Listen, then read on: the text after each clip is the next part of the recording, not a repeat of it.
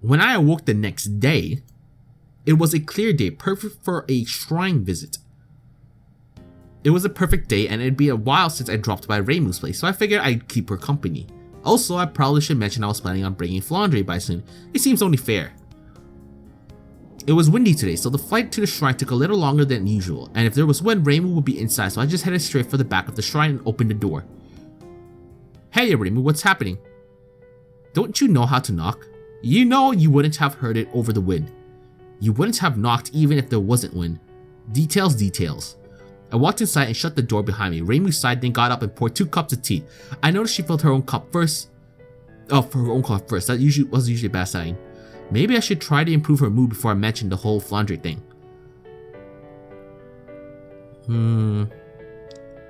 Rumors in the village? What rumors? So have you heard about the treasure ship?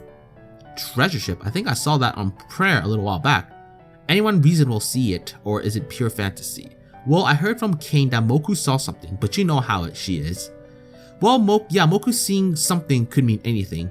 Still, who knows, maybe there really is something floating around. Maybe. The conversation sort of stalled for a bit, then Reimu sighed.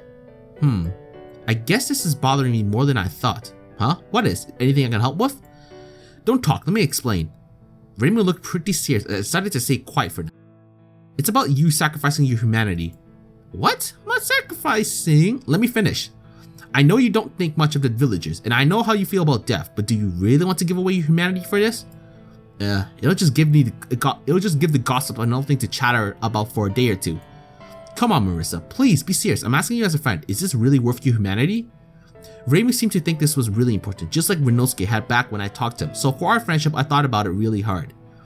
After a few minutes, I shook my head. Sorry, Reimu, I don't see it. To tell the truth, I don't even know what humanity means, beyond the physical aspect. Why should I care about keeping it? It's not like Alice or Patrick are inhuman. I see. Then maybe you should look up Sakya or Kane and ask them. They know the most about wanting to be human. No offense to either, but I don't really care about their issues, especially since I bet they boil down to people being stupid. Why do you have a problem with it, Reimu? I mean, it's not like there aren't a whole bunch of yokai here already. I know you aren't a bigot like the people at the village. You dislike everyone equally. Thanks. There was another silence before Reimu spoke again. I guess I'm worried you're going to forget about me like all the other yokais will. I didn't think much on it when I was a kid, but I know one day I'll have to retire, marry some guy, and start raising the next Hakure maiden, and when that happens, she'll become everyone's new playmate. Hey, I know I won't forget you, Reimu. I'm sure your real yokai friends don't just abandon you because you're getting older. Yukari won't ditch you either. You know it won't be the same as it is now though. I don't really care about the aging part, but having everyone leave me behind is... I guess I wanted someone who could understand growing old, a friend who can sympathize and understand instead of just look at me with pity. But I kind of feel like you started drifting away already. This was awkward. I wanted to make a joke, but Reimu was giving me a terribly serious look and had a feeling that just wouldn't go over well. I'll think about it. Maybe I'll understand where you're coming from. I guess that's all I can ask for. Maybe you should talk to Renosuke too. He'll explain it better than me. Yeah, Reimu did sound a little like Renosuke had sounded a while back. I suppose I will. Okay, so that's my whining for today. And I've made all this incredibly awkward, haven't I? You could make it up to me by pulling out the quality snacks. Thanks, Marissa. You always know the right joke for our situation. Cheap as ever, Reimu. Good to know you aren't worried about things. Still, you think with me not taking any jobs you'd be doing better. Yokai hunting isn't that much money, and you need to worry about your skills getting rusty. I'm still working for a living. If you don't keep practicing, you're going to run into bullets. Well, more often than you already do. Okay, I wasn't going to let that pass. Want to test that out right now? Sure. Wait. That'd be a bad idea around the shrine right now. Alright, one strong gust of wind and a bullet hit the place. Oh well, next time. Right, next time. Alright, I probably should mention that. Speaking about random property damage, I probably should warn you that one of the vampires will be dropping by soonish.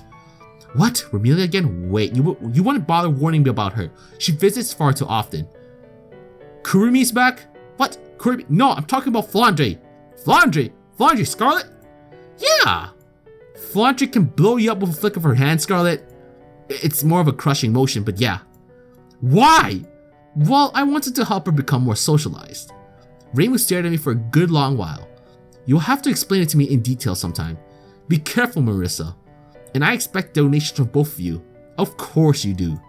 Anyhow, sorry again for getting all worked up earlier. It'll be a while before you have to make any big life-altering decisions anyway. Actually, I think I'll be done before autumn. What? Sure, Marissa. I mean, it's not like you spent time socializing ever or practice the Maku or work on your other magical projects. Actually, I've got the formula. I'm just working out the details. Right, not being touchy about this. Sorry, I guess I should have dropped it. Nah, it's nice hearing you tell the truth for once. Hey, I never lie. That's not what Aiki says. Bah, she cheats. Huh, so do you. It's okay when I do it. Of course. Anyhow, let me get more tea. The stuff's cold. We sat just drinking our tea for a bit. After a while, Reimu stretched. I should get some more charcoal soon. Still need it after it gets hot for cooking at the festivals. Huh? I figured for those shrine festivals, the guests brought most things. Well, you know, yokai, with Raisin complaining about rabbit and Misty and Aya complaining about bird, no one's happy with what people bring. That's a pain. They shouldn't be so touchy about those things. I mean, Oku eats eggs all the time. Oh yeah, that is weird. And she's way closer to a normal raven than Aya is to a crow. Maybe that's why. Maybe. Charcoal, that's it. Huh? A miracle I can use to get some people to come to the shrine. I'll make the flowers bloom again. Can't Yuko or Lily do that on their own? Not the same thing. Anyways, you're going to help me, Marissa. Why am I helping? Because you annoyed me. She's got her there. What does this help entail? After the miracle succeeds, I need you to round up the Tengu to report on it. Oh, that doesn't sound too bad. Also, I need your Hakuro to get some pure ashes. Of course. Well, burning things isn't a big deal. Just don't do anything fancy with it. Don't worry, I don't know how to do anything fancy with it. We spent the next half hour gathering wood from the sacred trees. About halfway through, I started wondering if Reimu had just tricked me into clean the grounds, but she didn't touch any of the leaves lying around. Alright, that should be enough. So, now we burn them? Now I burned them, you should go raid my snacks like usual. Wait, you want me to just hand you an artifact and walk off? I at least want to see the ritual. Sorry, you can't. I don't need spirits drawn to your desires wandering in and messing things up. What? Why would my desires mess things up?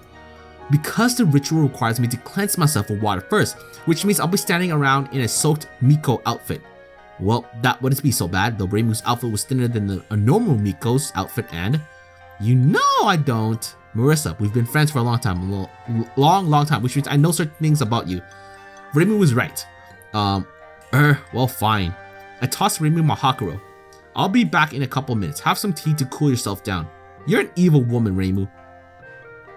One of the downsides of knowing someone for so long was they knew exactly how to needle you. It'd be more fun if Reimu wasn't so much better than me at it. Oh well, I'll just have to think of something to hit her with later. One day I'll get the upper hand. My plotting was interrupted when Reimu returned with a dried outfit and a sack of ashes. She tossed me back my Hakuro. I keep forgetting how useful this thing can be. I'll have to borrow it more often. Not a chance, Reimu. Darn. Well, let's see how effective the miracle is. So you just toss the ashes on the trees and they bloom? That's how it should work. Let's try it. Reimu tossed the ashes onto the trees. And all the trees burst into bloom. Whoa, it worked. Of course, summoning virtuous spirits is easy. I comment on that, but you know, we roll with that. You'd think it'd be hard for Reimu. Still, this is great. I guess you want me to run off and tell the Tengu? Don't bother, take a close look. What? They look perfect. The blossoms are all pink and they're just starting to fall. Oh, they're falling too fast. Yeah, they'll be gone by the time anyone from the village can see them, just leaving another big mess to clean up. Looks like another failed plan. Well, I guess we'll just have to enjoy the blossoms while they lasted. Which involves breaking out my wine and more of my snacks, I imagine. Maybe. Might as well. If I'm going to have to sweep the stupid blossoms up, I should enjoy them while they fall, right? We grabbed a spare blanket and set up our impromptu cherry blossom party. Huh, the blossoms seem prettier than they were in the spring somehow. It's because more of them are falling at the same time. I thought it was because it was a private festival for just us. Got me. Payback for earlier. Still, it is fun knowing we're the only ones who will see this. Yeah, the blossoms are really giving it their all. We sat and enjoyed our impromptu flower festival. Reimu was right. Having all the blossoms falling at the same time made it much prettier than normal.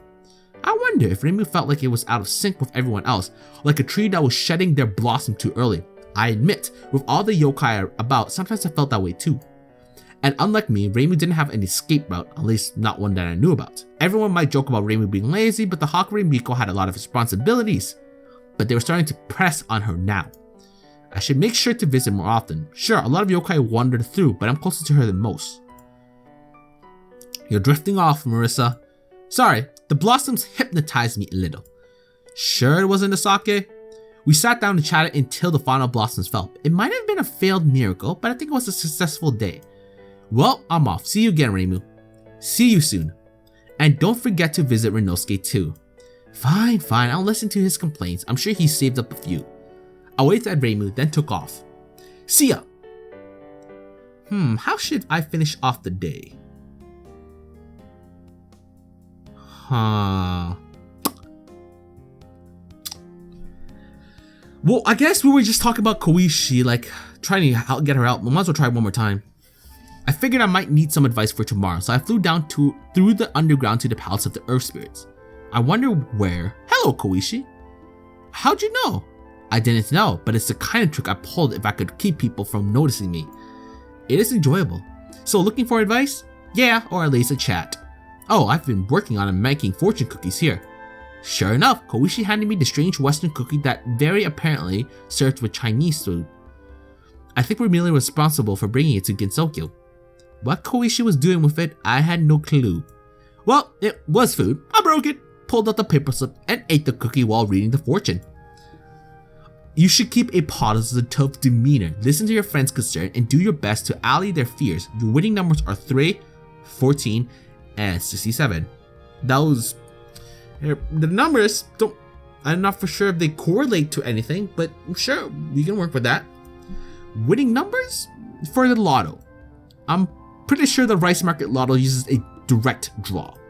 I guess I'll need to work on it more. Well, thanks for the advice. No problem, I don't suppose you've heard anything that might be interesting. Nothing outside of the Tengu papers, though I guess I could tell you about my escapades. I went over some of my more interesting actions this past week with Koishi. She seemed to be a good listener, unlike her sister. After a few stories, we both were getting tired, so I headed home and hopped into bed.